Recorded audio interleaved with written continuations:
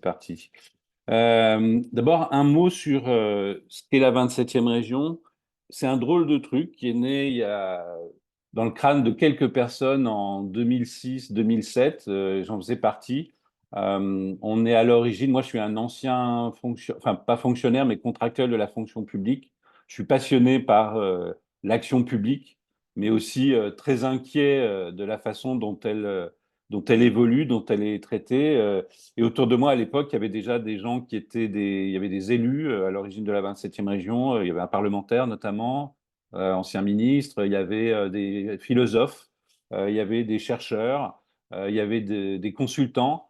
Mais tous, on était inquiets sur le fait que l'action publique était encore très marquée, elle l'est toujours, par une vision très, très gestionnaire, ce qu'on a appelé le New Public Management.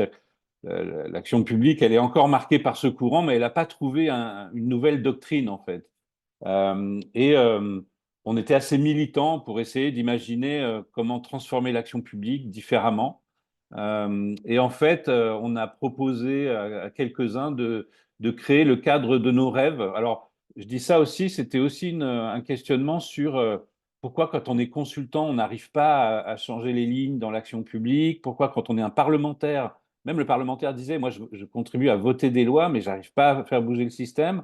Il y avait des chercheurs aussi qui disaient, moi, je suis chercheur et depuis la recherche, je n'arrive pas vraiment à trouver les poignées pour changer le système. Donc, on savait bien qu'on n'allait pas trouver la solution miracle, mais au moins, on voulait créer un espace où on puisse être dans une espèce de combinaison qui nous permette de produire, de décider de l'agenda, de décider des thèmes qu'on voulait traiter, d'avoir une forme d'autonomie, de ne pas être aussi aux prises avec le système de domination client-fournisseur, chercheur, commanditaire, etc. Donc, avoir une forme d'autonomie. Ça ne veut pas dire qu'on n'a pas des boulets aux pieds, hein, mais on a quand même, on décide des sujets qu'on porte. On a créé donc une association le projet a été lancé en 2008. On a testé des choses pendant 3 ans et on est devenu véritablement une association sans but lucratif à partir de 2012. On se décrit comme un laboratoire de transformation publique et d'innovation sociale. On est une équipe de 10 personnes, alors ça dépend des périodes. Tantôt en période de vache maigre, on est 8, 9, quand il y a des apprentis ou pas.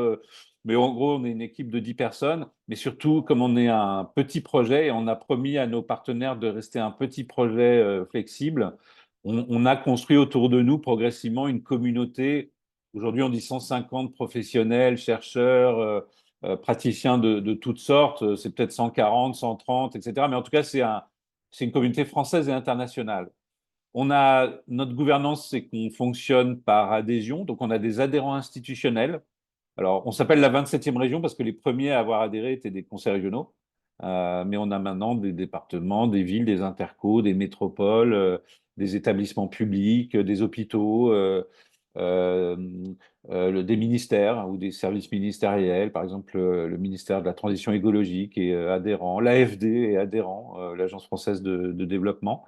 Et ils sont adhérents parce qu'ils adhèrent à nos valeurs ils acceptent enfin voilà, ils sont d'accord pour faire partie d'une certaine vision de l'action publique et de l'innovation publique. Puis on a aussi des adhérents individuels. Chacun peut être adhérent pour 40 euros. Je suis en train de faire la promo, hein, mais pour 40 euros par an, on peut être adhérent individuel de la 27e région et participer à nos AG. Il y en a une au mois de juin, là, bientôt. On a un budget très raisonnable de 800 à 900 000 euros. Là aussi, ça dépend des périodes. Un tiers vient des collectivités locales. En gros, hein, c'est à côte mal taillé. Un tiers vient du national et de l'État et un tiers vient du privé. Et pour nous, c'est très important d'avoir un financement suffisamment diversifié qui empêche à chacun de nos financeurs d'avoir la main sur ce qu'on fait, etc. Donc, on est très vigilant à cultiver une forme d'indépendance ou d'autonomie, surtout quand on travaille avec et pour les acteurs publics. C'est important. Nos activités la plus importante à nos yeux, c'est de mener des expériences de recherche-action participative. Alors, l'autre jour, j'ai expliqué même que c'était de la recherche-action participative par le design. Quand je veux faire court, je dis que c'est des enquêtes expérimentales, mais en gros, on a développé un savoir-faire dans dans la conception et la mise en œuvre de programmes de recherche-action multi-acteurs, donc j'en parlerai. Ce qui nous intéresse, c'est partager des connaissances. Parmi les façons de le faire, tout est publié en Creative Commons, donc on documente énormément. Donc pour nous, c'est très important. C'est de l'argent public, donc ça doit être disponible de la façon la plus simple possible et ça doit être réplicable, réutilisable librement, etc. Produire des récits sur les futurs de l'action publique. On a des programmes qui permettent de se projeter dans des nouvelles formes d'action publique. Et puis on passe aussi pas mal de temps à animer des communautés de praticiens. Par exemple, en ce moment, on anime une communauté, dans un programme, on anime une communauté de développeurs économiques, ou bien dans un programme qui s'appelait les Labonautes, on a animé la communauté des laboratoires d'innovation publique. Donc ça, on fait ça souvent. Et pour nous, ce qui est important, c'est d'être actif dans des communautés internationales. La raison, c'est que on vient, nous, d'un milieu, l'action publique, qui est très franco-française, qui se regarde un peu le nombril et qui a du mal à imaginer qu'il y a d'autres administrations dans le monde, que c'est pas juste un sujet de soft power, de briller à l'étranger, mais qu'il y a peut-être des choses qui se passent intéressantes en Australie, au Chili, en Amérique du Nord, au Danemark, et qui serait intéressant de s'en inspirer. Donc, on a cofondé un réseau qui s'appelle State of Change, qui rassemble une trentaine de structures qui ressemblent à la 27e région, mais qui sont dans le monde entier. Social Innovation Exchange, ça c'est un réseau d'innovateurs sociaux qui existe depuis pas mal d'années, dont on est aussi membre. City Lab, c'est un événement annuel qui traite de l'innovation dans les villes, qui est financé par une fondation, qui est la fondation Bloomberg Philanthropie. Enfin voilà, donc, on passe pas mal d'énergie, et je ne parle pas des programmes, on a monté des programmes Erasmus+, par exemple, on essaye vraiment d'être présent avec nos faibles moyens, hein. On est une toute petite structure, mais on met quand même une partie de notre énergie dans des programmes européens. Ça, c'est notre théorie de changement telle qu'on l'a. Elle a évolué depuis, mais je la montre quand même parce qu'elle reste valable. Mais c'est un peu la façon dont on s'est construit en tant que projet de transformation. Nous, notre trip, c'était faire passer l'action publique d'une vision de l'excellence à une vision de l'ingéniosité. Et donc, ça passe par un certain nombre de changements de paradigme, euh, cette obsession de répondre aux besoins, mais sans observer les usages, sans regarder ce que font réellement les gens. Et puis, répondre aux besoins, c'est souvent quand même les besoins déclarés des gens. Nous, ce qui nous intéresse, c'est aussi de regarder ce que les gens font, en fait. Comment on passe d'une obsession tout à fait légitime à résoudre des problèmes à prendre le temps de les reformuler et de hacker la commande politique, les problèmes de départ, enfin, surtout maintenant qu'on parle des wiki de problèmes, par exemple, donc comment on travaille à reformuler. Enfin, je ne vais pas tous les passer en vue et vous voyez un peu l'esprit, mais comment on passe d'une vision gestionnaire à une vision créative, de création. On pense qu'on peut gérer l'action publique, mais on peut aussi créer. C'est aussi une activité de création. Faire pour, plutôt passer à faire avec. Euh, alors, c'est pas des translations unidirectionnelles, c'est des tensions. Hein, c'est jamais, c'est faire dialoguer les experts avec les utilisateurs ou l'expertise des utilisateurs. C'est pas passer d'une vision comme ça radicalement de l'expertise aux utilisateurs. C'est comment on fait dialoguer l'expertise des experts avec l'expertise des utilisateurs. Comment on passe de l'innovation en silo, parce que l'innovation s'est beaucoup développée dans le secteur public, mais on a une forme d'innovation en silo où chacun innove de son côté, donc on est bien avancé, à une transformation systémique. Donc ça, c'est tout l'appel aux théories systémiques qu'on essaye de regarder avec un peu plus de sérieux ces derniers temps. On pourra éventuellement en parler. Comme on passe d'un management par le contrôle à un management par la confiance, l'empowerment, la capacitation. Comment on sort de ce schéma où on est l'aboutissement, c'est de produire des études et des rapports, à produire peut-être aussi en plus ou également des prototypes, des essais, et donc de mettre à l'épreuve ce que disent les études et les rapports, donc d'être dans un rapport expérimental. On est un peu, en termes de philosophie politique, si vous voulez, nous on est un peu les petits enfants de John Dewey et de l'enquête expérimentale. On croit vraiment aux vertus de l'enquête et au pouvoir, y compris émancipateur, de l'enquête. Donc là, ça renvoie à la théorie de l'enquête et à tous ces trucs-là. Donc, c'est un peu ces cultures-là qu'on veut amener dans l'action publique. Alors, on a fait évoluer notre théorie de changement depuis, parce qu'on a des objets plus précis maintenant. On travaille sur transition écologique et justice sociale. Enfin, on s'est quand même enfin, on a évolué en termes de théorie de changement. Mais voilà, je voulais quand même vous montrer ce qui nous fonde à l'origine. Alors, j'ai construit ce tableau pour vous. Donc, je ne l'ai pas encore testé, donc c'est vraiment avec vous que je vais le tester. Je vous le montre là rapidement, mais on y reviendra. C'est-à-dire que quand Marc m'a posé la question, je me dis, bon, OK, il faut que je reparte des différentes vies qu'on a, nous, identifiées. Alors, on les voit en haut, hein. Encore une fois, c'est sujet à controverse, hein. Dans l'équipe, certains ajoutent des époques, etc. Mais globalement, moi, je considère qu'on a eu quand même trois périodes.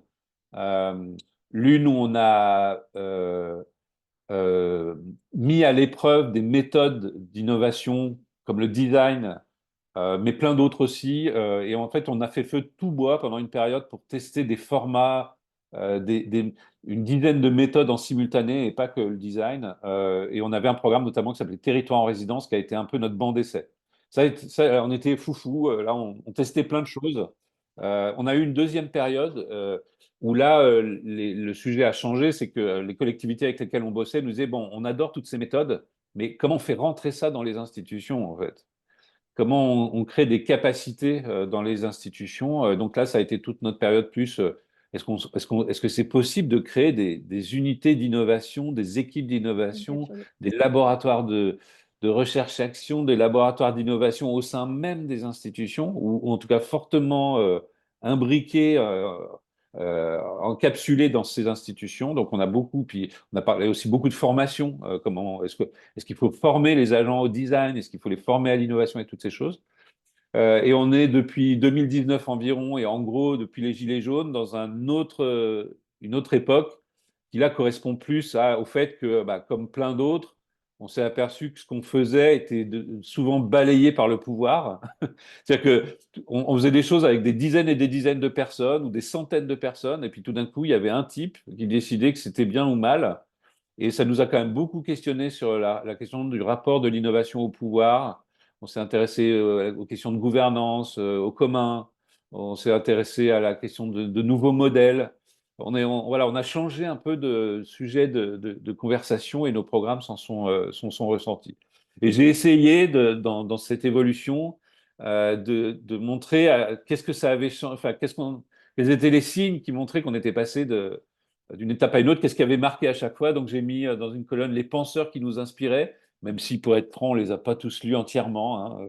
On n'a pas lu tout Elinor Ostrom, on n'a pas lu tout Bruno Latour, mais à culpa. Mais enfin, on sait qu'on a été fortement inspiré par ces trucs-là.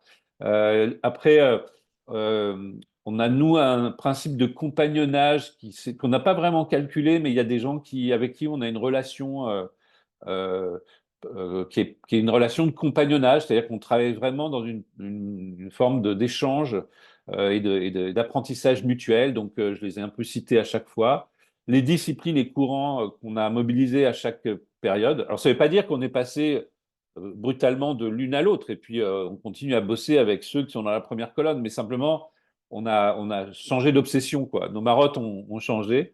Les programmes phares qui correspondaient à chaque période, et les publications aussi qui correspondaient à chaque période. Et puis, je pense que c'est ce qui vous intéressera peut-être surtout, c'est la dernière colonne, ce qu'on en a retenu en tant que principe, truc à faire ou à ne pas faire. Enfin, qu'est-ce que voilà. Et donc, je vais pas, je vous rassure, hein, je vais pas vous faire naviguer dans tout ce tableau, et je vous le laisserai, mais j'insisterai à chaque étape sur ce qu'on a appris à la fin des projets. Est-ce que ça vous va? Je vais rentrer dans des exemples, hein, je ne vais pas vous faire. Ça vous va comme principe de. OK. Alors, on va commencer par la première période que j'ai appelée design ou design pluridisciplinaire, et qui s'illustre à travers deux programmes notamment, parce qu'on aime bien brander nos programmes, qui a duré en gros, là aussi, on pourrait débattre, mais 2008-2016 environ. Ce premier programme, on l'adore, mais euh, les gens nous en parlent encore. En fait, il y a une espèce de nostalgie pour ce programme, et souvent on est obligé de dire, par exemple, on reçoit des candidatures de stage, et on est obligé de leur dire, non, mais ce programme, on le fait plus, en fait. Et c'est vrai que ce programme, il a été très important pour nous, mais aussi pour pas mal de personnes de la communauté du design, de l'innovation sociale qui s'intéressent à l'action publique, parce qu'il a servi un peu de banc d'essai. Et donc, il s'appelait Territoire en résidence.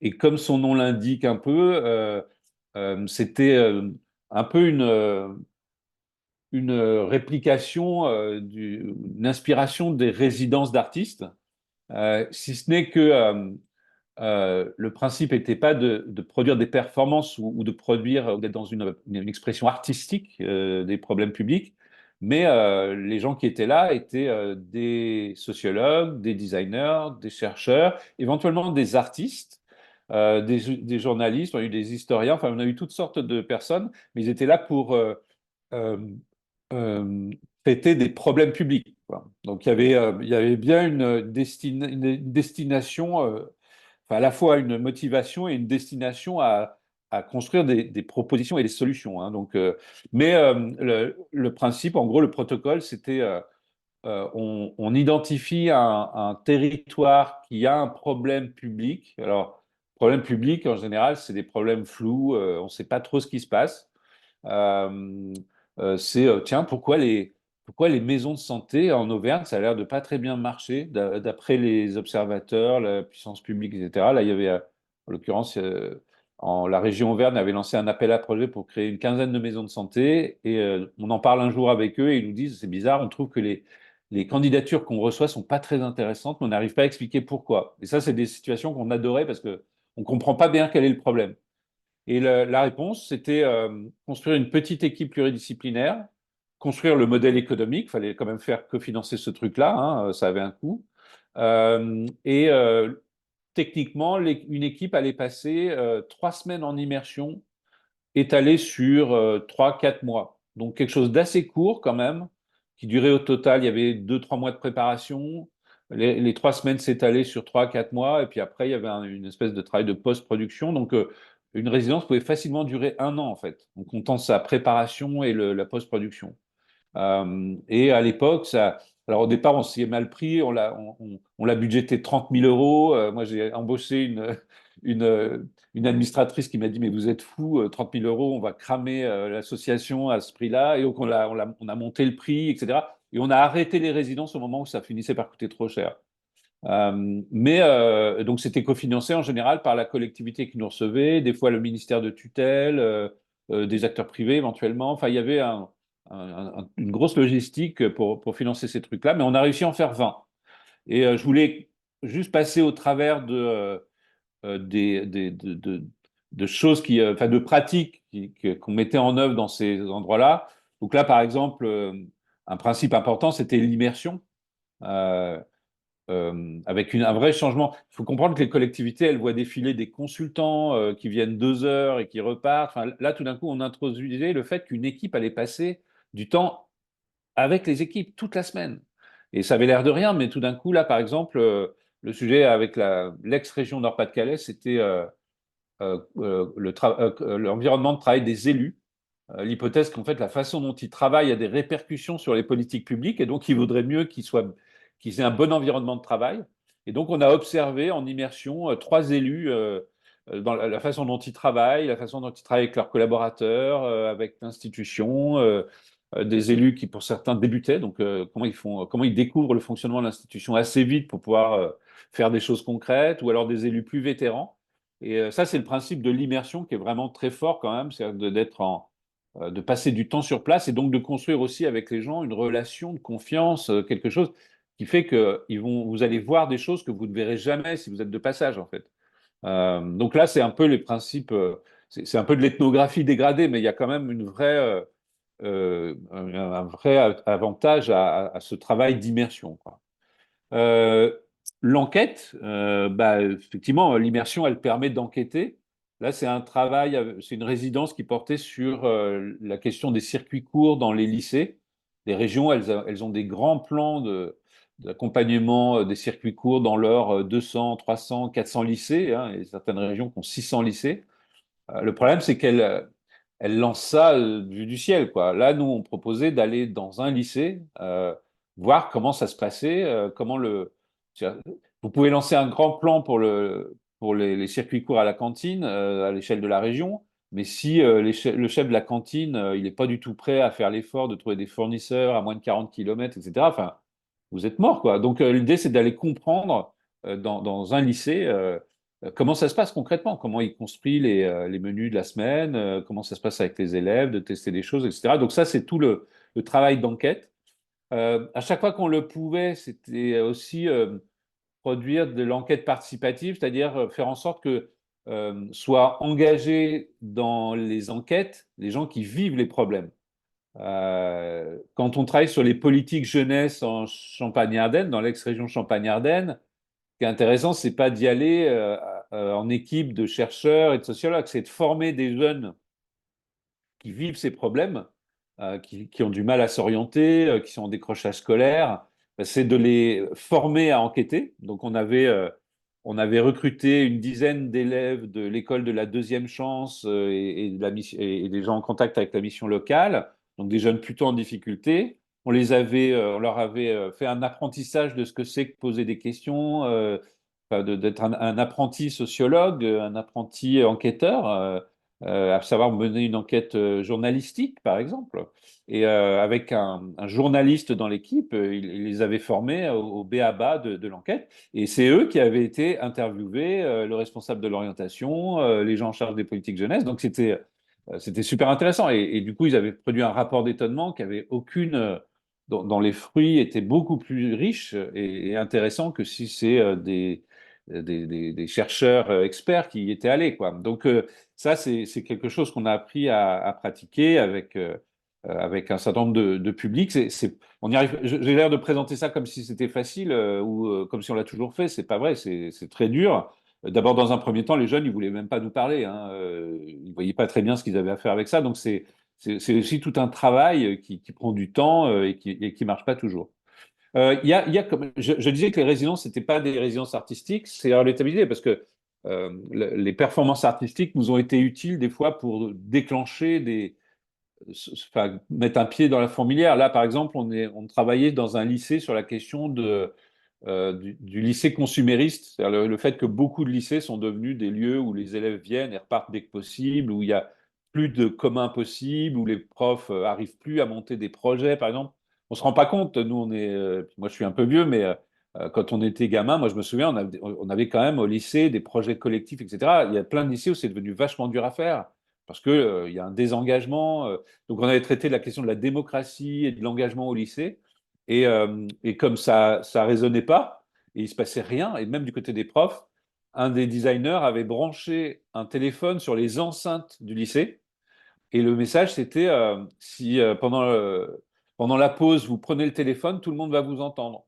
Et là, vous allez vraiment pouvoir vous exprimer. Donc vraiment mettre l'idée de parler à tout le lycée. Donc c'était un peu des performances un peu pied dans la porte, un peu rigolote. Ça a secoué, hein, parce que le proviseur a dit, mais qu'est-ce qui se passe? Donc il y avait aussi dans ces résidences un format un peu piratage, quoi, pour provoquer du débat. Ah, vous voulez pas débattre de l'engagement ici, etc. Tout le monde s'en fout. Ben, nous, on va arriver avec. Donc il y avait quand même l'usage de ces performances. Bien sûr, l'analyse des données. Donc pour nous, c'était très important qu'on dépouille les enquêtes, les résultats collectivement avec les agents. Et je reviendrai sur la question des séances de travail avec les agents pour essayer de comprendre le sens des données qu'on avait collectées. Des phases de co-conception. Ça, c'est un moment intéressant dans un projet de. On est appelé à la rescousse dans un projet de lycée qui va être entièrement reconstruit. 40 millions d'euros dans la reconstruction d'un lycée. Et la région et le rectorat s'aperçoivent que, en fait, il y a peut-être trois personnes qui ont pensé le futur bâtiment, ses fonctionnalités. Donc, en gros, le recteur, l'architecte et le programmiste. Et en fait, le projet a été construit en vase clos, quoi. Et ils ont une espèce de sursaut. Et ils disent, mais en fait, il faut qu'on parle avec les parents d'élèves, les personnels du lycée. Et donc, on a testé, par exemple, qu'est-ce que ça fait de prendre les projets du futur architecte et de donner le droit aux lycéens de le critiquer. Et donc, pendant 2 jours, ils ont critiqué les premières projections de l'architecte avec l'accord de l'architecte. Et le lendemain, ils lui ont présenté une expo des plans critiqués. Et l'architecte a dû se résoudre à prévoir 6 mois de plus de réflexion sur l'usage des questions d'acoustique dans les bâtiments auxquels ils n'avaient pas pensé, des localisations. Par exemple, la salle informatique, les élèves ont dit, mais si vous ne mettez pas la salle informatique près d'une sortie, la salle informatique, elle est habituellement utilisée par des associations de chômeurs le samedi. Ils ne pourront jamais utiliser cette salle. Donc, voilà, des tas de retours d'experts de ces usages qui étaient les lycéens, etc. Et donc, voilà, comment on pouvait engager les usagers dans cet effort de co-conception. Des jeux de rôle, donc là, dans un projet sur l'avenir des mairies d'arrondissement à Paris, où on réfléchit avec les agents de la ville et les agents d'accueil à une nouvelle forme d'accueil qui serait un accueil de premier niveau. C'est-à-dire que plutôt que de rester planqués derrière leur guichet, est-ce qu'ils ne pourraient pas accueillir les gens à l'entrée, par exemple, et gérer les flux d'accueil? Ben, une façon intéressante de le faire, c'était de le simuler d'abord, peut-être avant de le faire en vrai, comme ça leur est souvent imposé. Tout d'un coup, il y a un N+1 qui débarque avec une solution qu'on va mettre en œuvre d'autorité. Là, l'idée, c'est de dire, vérifions déjà si ça marche. Et donc, simulons un accueil de premier niveau. Donc, pendant 2 jours, on s'était retranché dans une salle de la mairie et on simulait avec un comédien qui nous aidait à nous mettre en place, qui aidait les agents d'accueil à se mettre en place, une autre forme d'accueil, etc. Et donc, on les filmait même comme on filme des tennismen pour leur dire regarde ton coup droit. Là, c'était regarde comment tu accueilles les gens, etc. Donc, il y avait un vrai travail et les agents avaient l'impression qu'on prenait au sérieux cette question, du coup, ça leur permettait d'itérer, de proposer des améliorations. Et après, c'était ce qu'on allait faire en vrai, puisqu'il y a un moment où on l'a fait en vrai, était vraiment avait été testé auparavant, quoi. Euh, Prototypage rapide, donc c'est un classique des démarches de design. Donc on simule on peut avoir des très bonnes idées de nouveaux dispositifs le lundi matin, mais il faut voir le mardi si ça marche, quoi. Donc on teste on fait du prototypage rapide, on teste des nouveaux dispositifs. Là, on travaille sur l'avenir des gares rurales et on essaye de voir si on pourrait enrichir l'offre de services des gares avec un service de prêt de livres, ou bien avec une nouvelle médiathèque, on essaye de traiter un problème qui est que la médiathèque, elle n'arrivera pas à aller jusqu'à à toucher les gens qui sont à l'autre bout de l'intercommunalité. Donc, on teste l'idée d'une bibliothèque mobile et d'un format de prêt de livres. Et donc, on fait des tests utilisateurs. Et si ça marche pas, ben, on replie notre projet, on le met au frigo ou au congélateur. Et puis, si ça a l'air de marcher, ben, on essaye de voir comment on lui fait franchir aussi des étapes de visualisation, euh, comment on projette des solutions. Et là, par exemple, c'est toujours ce travail sur les gares rurales où on a été amené à partir de tests qu'on avait réalisés, à aider la SNCF à imaginer une autre façon d'envisager ces gares.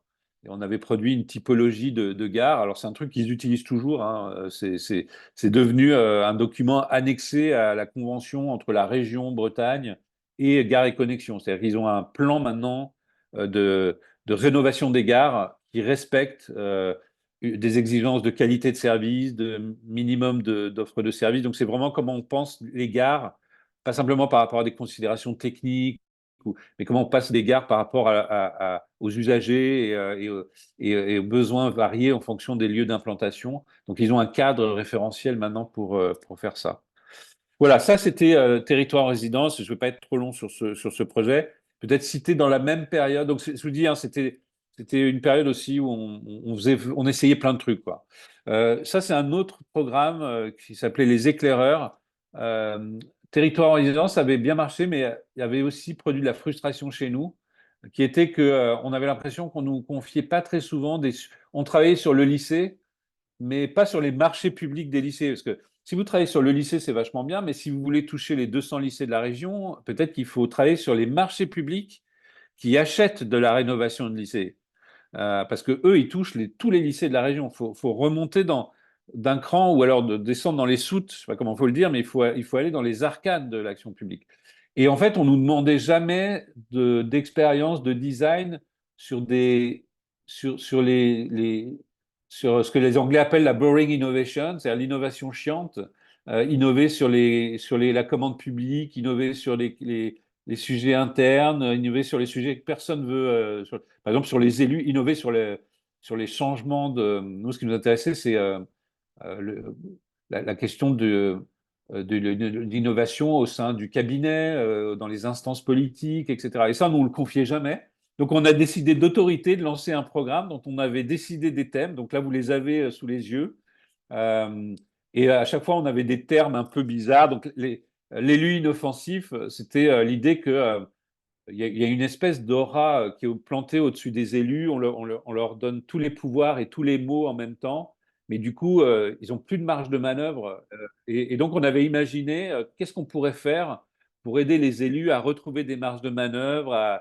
Voilà, on avait appelé ça l'élu inoffensif. Les schémas d'aménagement, c'était l'idée que, à l'époque, il y avait beaucoup de schémas, les schémas régionaux d'aménagement du territoire, les SCOT, enfin tous ces machins-là, mais qui sont des machines à normer et à mettre les choses dans des cases, etc. Et donc, comment est-ce qu'on réouvre ces trucs-là? Et donc, on a lancé ce programme, et juste pour vous montrer de ce que ça donnait, alors c'était, contrairement aux résidences, c'était très hors sol, il n'y avait aucune immersion. C'est-à-dire que les résidences nous ont aidés à repérer des gens aussi qui étaient prêts à monter dans des démarches un peu plus expérimentales. Et là, par exemple, c'est une des productions sur l'élu inoffensif. En fait, on inventait des nouveaux formats, des nouveaux rituels, des nouveaux dispositifs.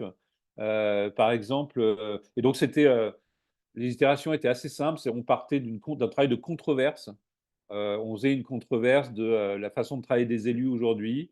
On itérait, on imaginait assez vite, on rêvait des formats d'amélioration et on les testait avec les gens avec lesquels on avait fait les controverses. Et à la fin, on produisait une sorte de cahier de tendance, cahier de propositions, dans lequel vous aviez par exemple là 8 propositions.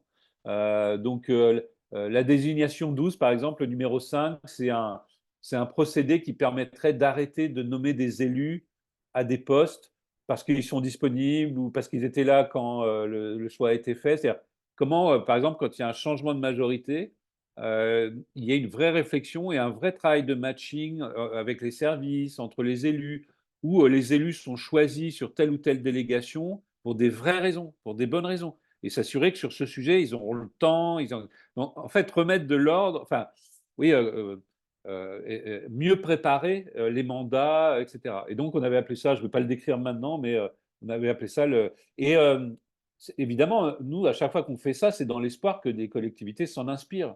Par exemple, Grenoble, ils ont mis en œuvre le Forum des politiques publiques. Au dernier changement de majorité, ils ont fait une expo qui permet de présenter aux nouveaux élus. Euh, Souvent, quand même, il y a beaucoup de renouvellement les politiques qui ont été menées, mais dans un cadre non formel, pas dans un rapport politique. Donc, vraiment les faire en sorte qu'ils comprennent ce qui a été fait avant. Enfin, voilà, tout ça c'était. Nous, on parlait c'était plutôt du design fiction en termes de pratique, et c'était une prospective administrative. Voilà comment on appelait les éclaireurs. On a arrêté ce programme parce qu'on n'arrivait plus à le financer. En fait, c'est difficile de financer de la prospective comme ça. Il y a pas énormément de gens que ça intéresse, en fait.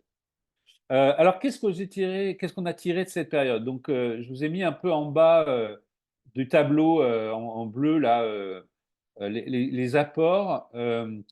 C'est l'apport de la pluridisciplinarité.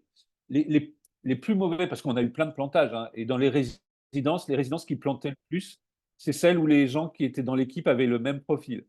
Donc, je ne les dénoncerai pas, mais on a eu des très mauvais projets où il n'y avait que des designers. Euh, et les meilleures résidences, ça résistait pas. Enfin, c'était vraiment évident. C'est quand il y avait deux, trois disciplines qui dialoguaient ensemble, un ou une sociologue, un designer, un médiateur culturel, un chercheur spécialisé sur. Donc vraiment, nous, la pluridisciplinarité, c'est pas un truc dans l'air, quoi. On l'a vu de près. Ça produit des choses beaucoup plus intéressantes. C'est pas simple. Par exemple, moi, je me souviens que le dialogue entre les sociologues et les designers était difficile parce que le sociologue voulait voulait être sûr d'avoir tout compris avant de retourner voir les usagers. Et le designer lui disait, mais non, justement, on va produire des formes pour recueillir des données. Enfin, il y avait des malentendus interdisciplinaires assez forts, mais on les a surmontés. Un autre acquis, c'est l'importance de documenter les expériences. Et assez vite, on s'est mis à publier des blogs. C'est-à-dire qu'il n'y a pas un seul de nos programmes où aujourd'hui, il n'y a pas un blog sur lequel on raconte le processus en train de se faire. Alors, c'est difficile, on n'arrive pas à publier tout le temps, tous les jours, c'est évident. Mais les résidences, par exemple, il y a quand même des périodes où une résidence qui durait 3 ou 4 mois, il y avait une trentaine d'articles de blog qui racontaient l'expérience en train de se faire, comme un journal de bord, en fait. Et ça, on a conservé ça, ainsi que le fait de publier tout en Creative Commons, le fait que ce qu'on produit doit être visible de l'extérieur, on doit envoyer le signal qu'on n'est pas dans un mode boîte noire et que euh, on va archiver et conserver les traces de ce qu'on a fait pour d'autres, pour que ça puisse être repris. Enfin, pour nous, c'est très important. On a appris, ça c'est très important, le critère de choix des projets. Au début, on avait tendance, c'est normal, à accepter n'importe quel projet. Et quand on s'est pris une eau de tôle, on a fini par se dire non, il faut qu'on soit plus exigeant sur le choix des projets, des terrains. Donc, on a constitué une liste de 5 à 7 critères qui allaient de OK, vous voulez qu'on fasse ensemble une résidence sur les maisons de santé. Mais assurez-nous qu'on aura le droit de parler avec les habitants. Ça a l'air de rien, mais il y a des maires qui ne supportent pas l'idée qu'on aille parler à leurs habitants et qu'on aille faire des choses en dialogue direct avec leurs habitants, qu'on aille s'installer sur la place publique et faire des trucs. Donc, on s'assurait quand même qu'on aurait carte blanche pour faire ça. On s'assurait que après notre départ, ils s'engageaient à en faire des choses. Parce que nos expériences, elles s'arrêtent à un moment donné. Et on peut aggraver les choses à faire des choses super. C'est-à-dire, plus les résidences étaient une réussite, mais moins il se passait de choses après, plus on fait partie du problème. Donc, comment on prend des assurances avant, au moins discursives, c'est-à-dire déjà dire, est-ce qu'on est d'accord que si on vous fait la gentillesse de venir chez vous, de travailler avec vous, etc., qu'est-ce que vous pouvez nous dire pour nous prouver qu'il se passera des trucs après? Est-ce qu'il y a des budgets disponibles pour faire des choses après? Est-ce que les échéances électorales sont alignées? Enfin voilà, convainquez-nous quoi. Il y avait des critères du genre est-ce que les agents auront du temps à passer avec nous? Et ça, j'y reviendrai, c'est un sujet vraiment important. Si les agents n'ont pas le temps, ils sont spectateurs de la démarche, ils peuvent même en devenir des opposants. Donc si vous ne les avez pas avec vous, vous risquez de les avoir contre vous et du coup, vous passez complètement à côté du truc. Donc voilà, c'est ce genre de critères qui sont devenus pour nous des critères de succès qui sont dans les conventions qu'on signe avec nos partenaires. C'est-à-dire, peut-être qu'en vrai, on va y déroger, mais au moins les choses auront été dites et quand même dans le milieu des acteurs publics, on sait ce que c'est qu'un contrat, quoi. Donc il y a vraiment on a beaucoup utilisé ça comme un stratagème aussi pour renégocier des choses. Heu, il y a le critère aussi, est-ce que ce sur quoi on va travailler, on a le droit de le questionner? Si vous nous prenez pour des gens qui vont venir, peindre en bleu ou jaune des choses que vous avez déjà décidées, oubliez-nous, quoi. Nous, on est là pour challenger la commande. On est là pour re-questionner le problème. Donc ne demandez pas, de venir peindre en jaune ou orange une agence, un machin, alors que nous, on est là pour repartir du problème. Donc ça, ça a l'air bête, mais c'est des choses très, très importantes qu'on a appris pendant les résidences. Les cofinancements, ça va mieux quand alors, la réalité, c'est qu'il y a des résidences où on trouvait qu'un financeur qui prenait tout, mais c'est toujours mieux d'utiliser le cofinancement comme une façon de dire, ce qu'on va produire est un commun, c'est une ressource partagée, ça n'appartient pas au crédit mutuel qui finance ou, c'est, partagé par et même quand les collectivités pouvaient peu financer, par exemple, on a travaillé sur une médiathèque, un projet qui a vachement bien marché. La Comcol, elle a mis 5 000 euros et à côté de ça, le rectorat mettait 30 000 ou 40 000. Ben, ça fait rien. Les 5 000 euros faisaient que la Comcom, elle avait une voix au chapitre et le projet lui appartenait aussi. Et puis ça se passait chez elle quand même. Donc un gros effort là-dessus. Dans les résidences aussi, un truc qui a bien marché, c'est que, et c'est aussi ce qui a fait connaître les formats des résidences un peu au-delà, c'est que on avait une vision systémique de ces résidences comme aussi un lieu ou former les nouvelles générations de designers. Donc, on faisait toujours en sorte que dans les résidences, il y ait des gens qui soient plutôt seniors et des gens plutôt juniors. Et les juniors de nos résidences de l'époque, aujourd'hui, ils sont patrons d'agences de design, c'est vraiment, mais ils ont démarré juniors dans des résidences en 2009, quoi. C'est-à-dire que pour eux, ils accédaient, d'abord, il y avait un cadre sécurisé, ils avaient le droit d'aller dans un lycée, enfin des choses que ils n'auraient jamais pu faire en début de carrière.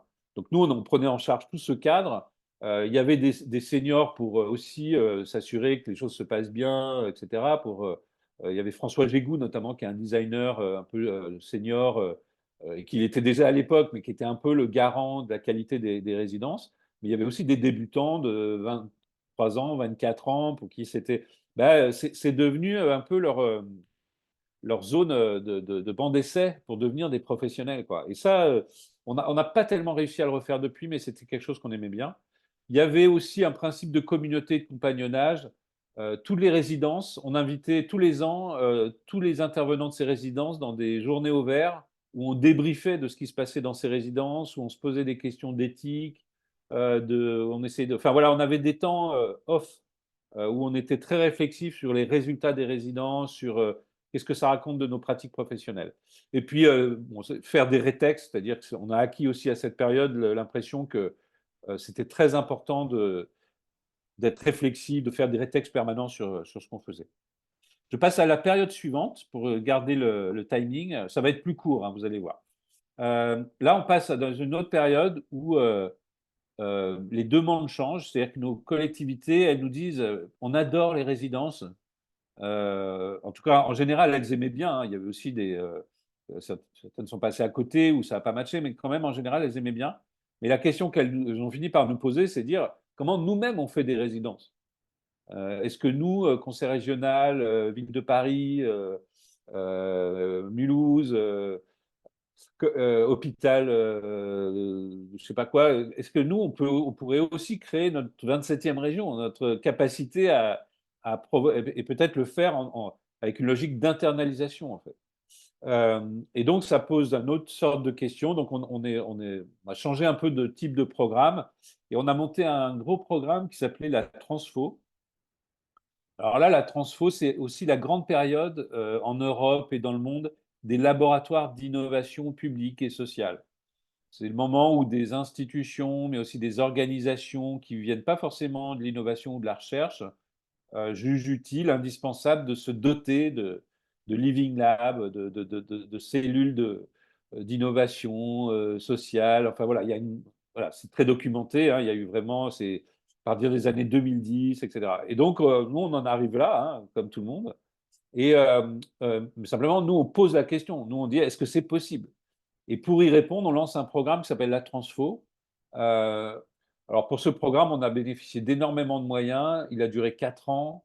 On a croisé la fondation Bloomberg Philanthropie, qui est une fondation américaine qui était en train de financer un énorme programme du même type. Et nous, on essayait de leur faire comprendre que notre programme, il était moins cher et vachement mieux que le leur. Et sur ce malentendu, ils ont accepté de financer notre programme, si bien qu'on a pu faire cofinancer par les collectivités locales françaises qui faisaient notre programme et par la Fondation Bloomberg ces programmes, cette démarche. Et ça consistait en quoi? En gros, dans des collectivités françaises qui se posaient cette question, est-ce que c'est possible de créer des démarches comme celle-là, des cellules comme celle-là? Eh bien, on leur proposait de le simuler pendant 2 ans. Et on va, plutôt que de faire des rapports de recommandations, est-ce qu'il faut recruter McKinsey pour leur préfigurer un laboratoire d'innovation? Nous, du jour au lendemain, on crée un laboratoire d'innovation, mais fictif, enfin vrai faux, c'est avec des vrais designers, etc. Une des contreparties, c'est qu'on demandait à chaque collectivité de créer une équipe de 20 volontaires dans la collectivité, alors avec parité hommes-femmes, des jeunes, des vieux, des cadres, des non-cadres, donc une très grande diversité de profils. Donc en général, c'était des gens qui ne se connaissaient pas et qui allaient pendant 2 ans. Ça voulait dire aussi que la collectivité a accepté de leur libérer du temps. C'est tout un truc, hein, et qu'ils allaient être le labo, alors outillé par notre équipe, qui était une équipe de 3 personnes, qui allait les aider à pratiquer des démarches d'enquête, de design, etc. Et l'idée, c'est qu'ils allaient travailler sur des vrais projets. Donc là, vous avez par exemple, ça c'est l'équipe de la métropole européenne de Lille. Euh, Aujourd'hui, au passage, des années après, c'est devenu la mission recherche et développement de la métropole de Lille.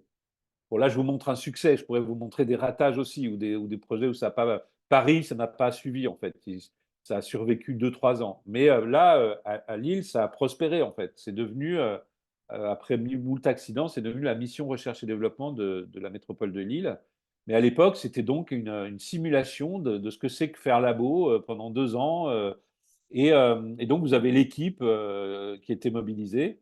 Et là, ça donnait des programmes de cet ordre, c'est-à-dire ils avaient un programme dans lequel on faisait se succéder des temps d'apport théorique, des temps de travail sur des vrais cas. À l'époque, par exemple, c'était un peu précurseur, mais ils ont travaillé sur la question de la rénovation énergétique à la métropole de Lille. Et ils avaient un dispositif qui visait à apporter des aides financières aux projets de rénovation énergétique, aux foyers, aux familles voulant faire de la rénovation énergétique. Et comme d'habitude, ce dispositif était très peu utilisé.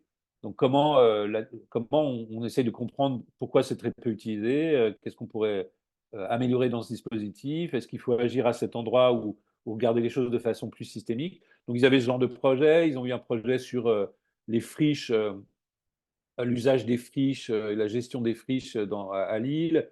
Ils ont eu des projets plus internes. Enfin, ils travaillent sur des vrais projets, mais en mobilisant l'équipe et les méthodes. Et puis, si tout se passait bien, à la fin, ils inauguraient le labo, parce qu'ils aiment bien inaugurer les choses. Je ne vais pas être plus long, et si ça vous intéresse, il y a un rétex en ligne qu'on a appelé Code Source La Transfo, c'est-à-dire qu'on a publié le code source de ce programme. Des formations dont je parlais tout à l'heure, là, il renvoie plus à la formation. C'est-à-dire que là aussi, on a eu de plus en plus d'appels à former les agents, mais là, cette fois, c'était les élus. Et donc là, le sujet, c'est euh, le problème, entre guillemets, de la formation des élus aux enjeux de transition écologique, et notamment les élus qui ne sont pas dans des collectivités dotées d'une ingénierie très forte, donc plutôt élus d'interco, enfin de petites interco, d'élus périurbains où il n'y a pas de service formation, où il n'y a pas, il y a à peine de service transition, enfin où voilà, il y a peu d'équipes disponibles. Et donc là, on a fait une recherche-action dans laquelle on a enquêté sur un groupe d'élus de l'Ouest Essonne. Alors c'était en plein Covid, donc on a dû enquêter à distance. Donc on a inventé un dispositif d'enquête sur Zoom et on leur a soumis des formations fictives pour recueillir leurs réactions. Bon, je passe sur le truc. Et à la fin, en fait, ça s'est conclu. Donc c'était une opération de 2 ans. C'était fait avec l'agence d'urbanisme, l'Institut Paris Région, de la région Île-de-France. Et on a publié. On essaie d'avoir aussi une grosse réflexion sur les livrables parce qu'on pense que les rapports, ils n'en font pas usage. Et donc, on avait publié plusieurs choses. D'abord, un kit de survie pour les élus. S'il fallait leur dire 3 ou 4 choses, qu'est-ce qu'il faut leur dire, quoi. Et donc, on avait un manuel du survie où on leur expliquait les gestes d'urgence sur les questions conflictuelles, parce que les questions de transition sont des questions, beaucoup de conflits d'usage. Donc, comment démêler les sujets de conflit. La question du récit, parce que techniquement, les solutions sont là, mais la question, c'est comment produire un récit autour de la transition. Ben voilà, on avait vraiment on avait identifié 4 thèmes sur lesquels, voilà, si vous devez lire que ça, vous n'avez pas le temps, il faut lire ces 4 trucs. Et on en avait fait un manuel de survie. On avait fait aussi un manuel à l'endroit des organismes de formation parce que en fait, c'est eux qui font la formation au quotidien et donc on avait publié une série de conseils à leur donner. Et puis on a publié le rétexte d'une douzaine d'expériences qu'on a menées avec des élus pour les former différemment et sans dévoiler tout, mais beaucoup des choses qu'on leur a proposées, renverser le paradigme de la formation des élus et on considérait que les élus étaient peut-être eux-mêmes des formateurs, en fait. C'est-à-dire qu'en réalité, euh, ils ont aussi des expertises, euh, ils ne les exploitent pas forcément, il y a matière à développer des formations pair à pair entre élus, Et donc, on a testé et éprouvé pas mal de choses qui permettent aux élus de sortir du paradigme de voilà, je dois me former à la transition, donc il faut que j'assiste à des conférences qui vont durer ou des cycles qui vont durer 6 mois, etc. Là, c'était plutôt je construis des communautés d'élus et on s'entraide et on se forme et on va chercher éventuellement de l'expertise avec des chercheurs, etc. Mais en tout cas, tout ça se construit plutôt autour d'un rapport entre pairs, etc. Donc voilà. Donc, qu'est-ce que nous a appris cette période? D'abord, elle nous a confirmé aussi que euh, ce on aimait bien faire, c'était ne jamais travailler pour un seul territoire. La Transfo, c'est un programme qui s'est déroulé quand même dans 10 territoires simultanés.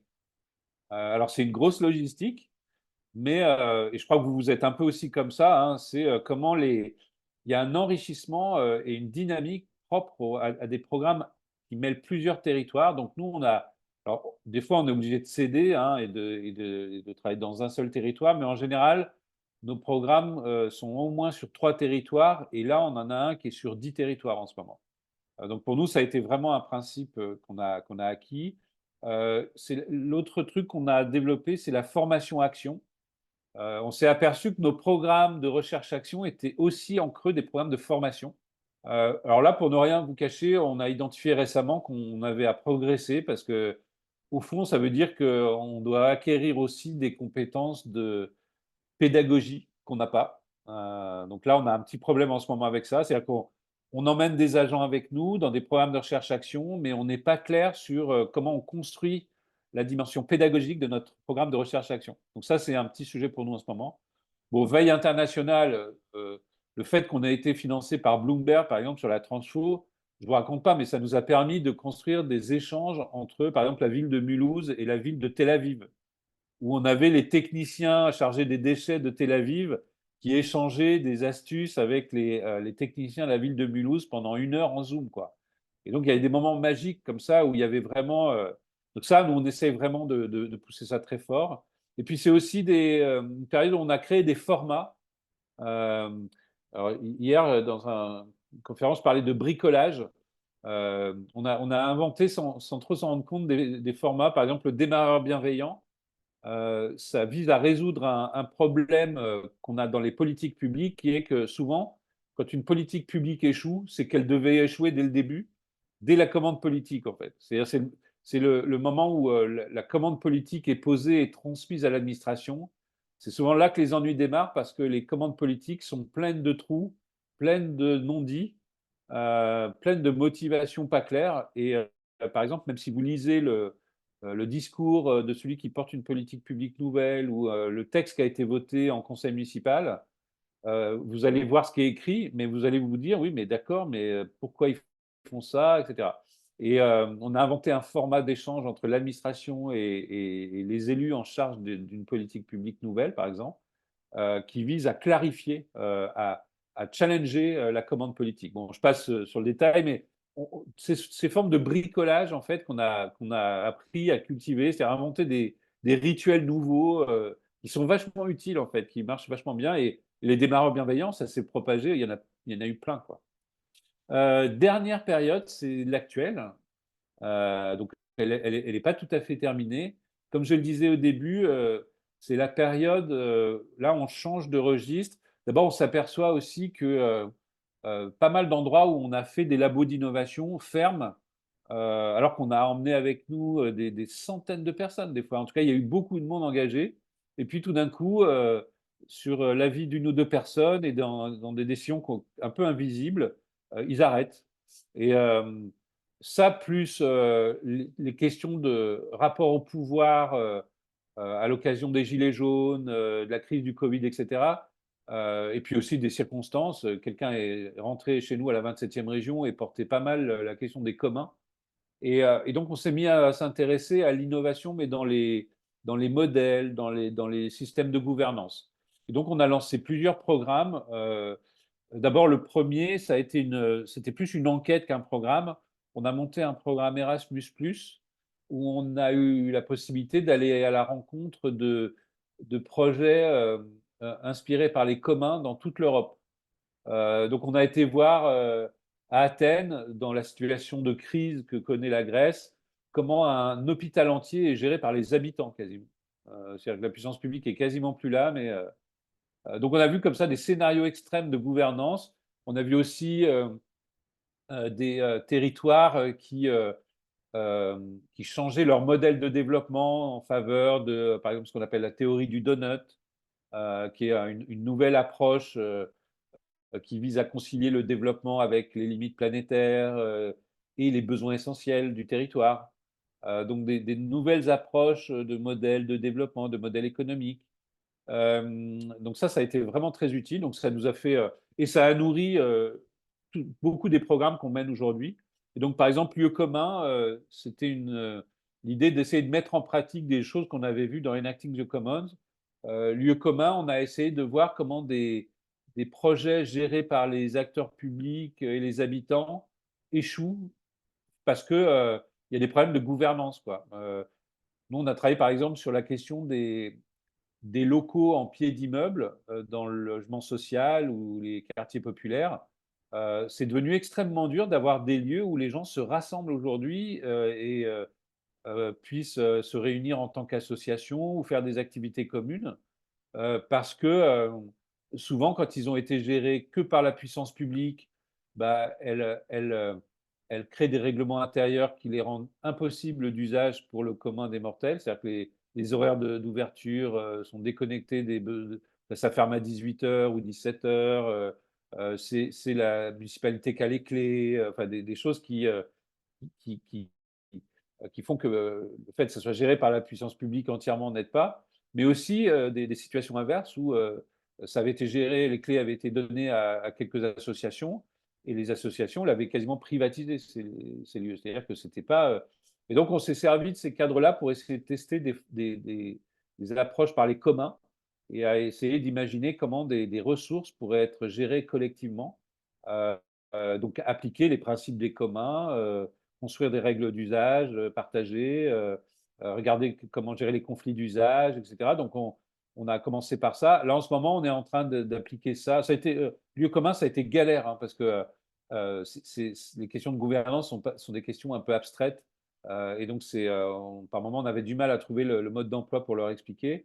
Là, on essaye d'appliquer ce même principe à la gestion des forêts.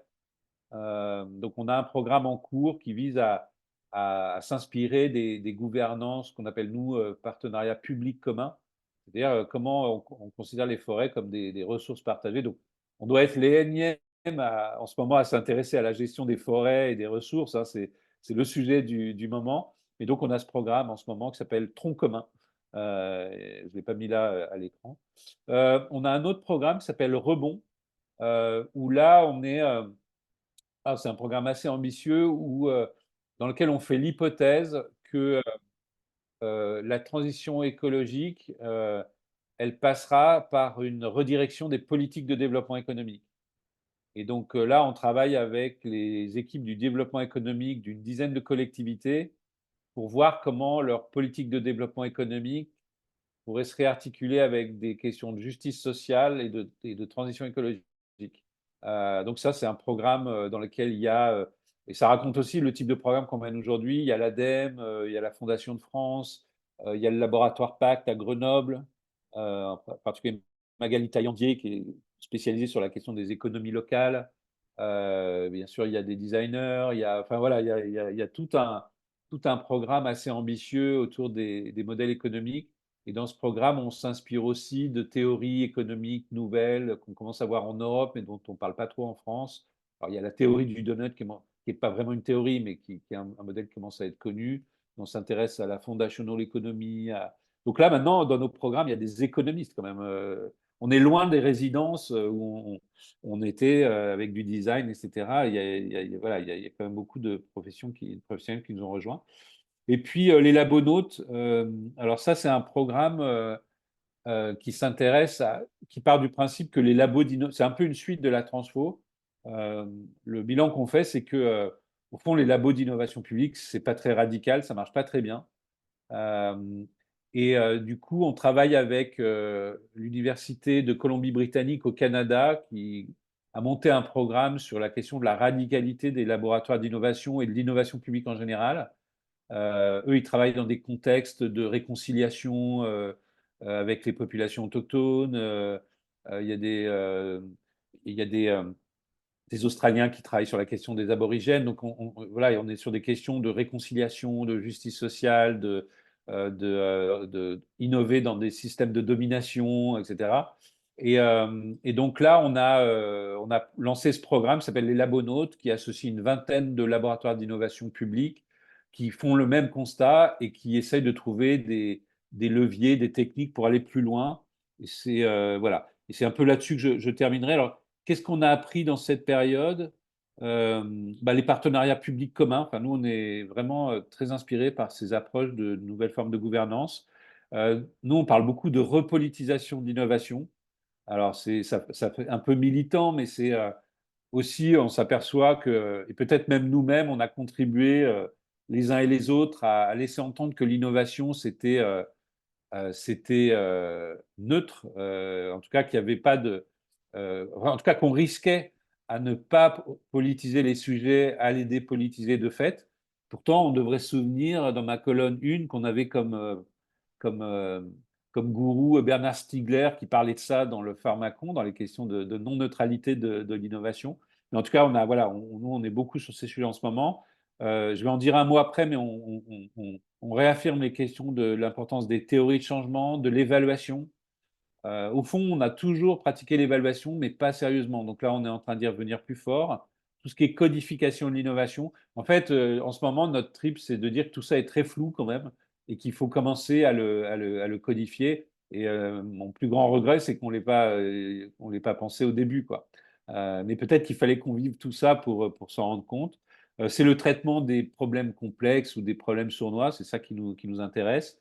Et puis, on continue d'inventer des formats. Là, on voit dans les formats historiques une méthode de créativité, c'est-à-dire que on s'est heurté à pas mal de projets où les gens veulent innover dans des politiques publiques dont ils connaissent pas l'histoire. Donc, vous voulez innover sur la dématérialisation de l'action publique, mais vous ignorez ce qui s'est passé ces 30 dernières années sur l'histoire de la dématérialisation et aussi les dégâts parce qu'elle a permis et aussi ce qu'elle a détruit, quoi. Donc, comment l'histoire devient une méthode de créativité. Et ça, j'emprunte cette expression à un truc que j'ai lu sur LinkedIn ce matin, que je trouve vraiment. Il dit ça sur l'histoire des techniques. Mais en fait, se refaire l'histoire des techniques, c'est un moyen de. C'est une méthode de créativité qui permet de se souvenir d'anciennes techniques, de faire résurgence de méthodes d'innovation du passé, etc. Et je terminerai juste en vous parlant de théorie de changement. Je ne sais pas si c'est des choses qui vous intéressent, mais donc en ce moment, nous, on travaille pas mal sur ces sujets. On lance un peu un appel à la communauté d'être plus explicite d'arrêter d'employer des mots comme co-conception, innovation, créativité, etc. Et d'être beaucoup plus explicite sur, oui, d'accord, mais dans quelle finalité, euh, comment le changement se produit et comment on va mesurer que ça produit des effets. Et donc, c'est tout l'apport de ce qu'on appelle la théorie de changement. Là, j'ai mis celle que produit Lindsay Cole, qui est une chercheuse canadienne avec laquelle on travaille. Il y a X versions de la théorie de changement, hein, mais nous, on aime bien celle-là qui passe par une clarification du diagnostic qu'on porte sur les choses. C'est-à-dire, si on se lance dans des choses qui veulent transformer les choses, il faut peut-être qu'on explique à partir de quel diagnostic, quoi, de quelle vision du monde, quel état du monde ou du secteur concerné. La vision, quelle est la direction, l'étoile du berger qu'on vise, qu'on n'atteindra peut-être jamais, mais il faut quand même la nommer parce que c'est celle qui va être le cap. Quelles sont les théories, les disciplines, les écoles de pensée qui sous-tendent la façon dont est envisagé le changement? Comme tout ça est très large, il faut donner des priorités. Il faut fixer deux, trois priorités pour agir. Décrire les activités qu'on va mener. Est-ce qu'on va mener des activités de formation, d'expérimentation, enfin voilà, qu'est-ce qu'on va faire dans la to-do list des actions? Et puis, qu'est-ce qu'on entreprend pour donner du sens aux résultats? Quels outils de mesure on adopte? Et l'INSEE Call est aussi pour aider les équipes d'innovation à réfléchir à ça. Elle a produit un kit en pétales, là, avec une espèce de fleurs, et elle montre l'ensemble des choix possibles quand on veut faire de l'innovation. Les choix en termes de cibles, les choix en termes de facettes.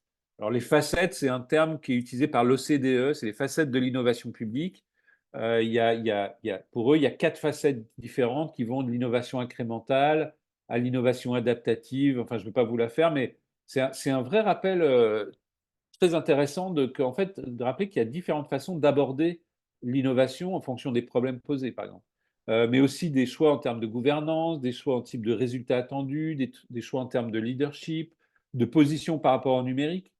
Euh, est-ce que le labo, il est là pour traiter des problèmes clairs, difficiles, complexes, sournois? C'est pas la même chose. Donc voilà, c'est un outil pour réfléchir à ça. Et j'ai mis un lien où elle explique comment l'utiliser, etc. Donc ça, c'est voilà, ça c'est pour vous partager notre trip du moment. On s'entraîne en équipe et dans tous nos programmes, on essaye de faire ça maintenant. Et ce qui va un peu avec, c'est la posture évaluative à droite. Euh, Nous, on n'est pas des pros de l'évaluation, mais on sait qu'il faut qu'on en acquiert les rudiments. Et donc, on essaye on s'est formé avec Quadrant Conseil à l'évaluation, qui nous aide à mieux évaluer nos programmes de recherche-action. Et donc, dorénavant, on apprend des choses simples. Par exemple, quand on débute nos programmes, est-ce on prend bien soin de fixer les indicateurs de succès de ces programmes avec nos partenaires? C'est des choses toutes bêtes aussi, hein. Est-ce qu'on produit les théories de changement de nos programmes, même si c'est pas parfait, mais est-ce qu'on a des sortes de cadres logiques sur lesquels on peut s'appuyer et faire évoluer tout au long de nos programmes? Et je vous invite à voir la fiche Bon, je suis pas là pour faire de la pub pour Quadrant Conseil, hein, mais j'aime bien leur approche rassurante qui est aussi l'évaluation au service de l'innovation, quoi. C'est-à-dire, c'est pas l'évaluation administrative, gestionnaire, etc. C'est vraiment une évaluation au service de l'amélioration continue.